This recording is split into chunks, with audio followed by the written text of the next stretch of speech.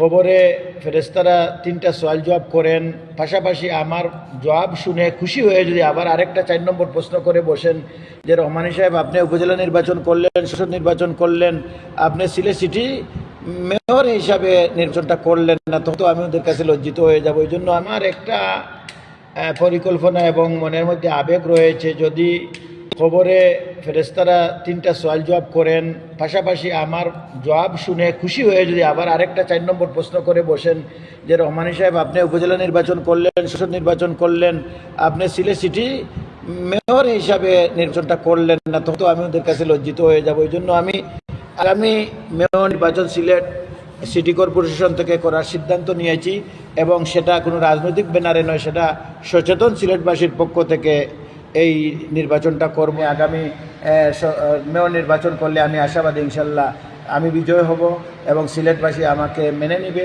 আর আমি যদি বিজয় হই তাহলে উসমানী বিমানবন্দর এবং বাস লাইন, রেল লাইন এবং জনগণের যা দাবি আছে, নিত্য প্রয়োজনীয় জিনিসপত্র ক্রয়সীমার ভিতরে রাখা সহ যাবতীয় যেতে আমি সফল হব। আমি উমানি শাসন ব্যবস্থা এই সিলেটে কায়েম করব, ইসলামী হুকুমত এই সিলেট থেকে আমি চালু করার আপ্রাণ চেষ্টা চালিয়ে যাব।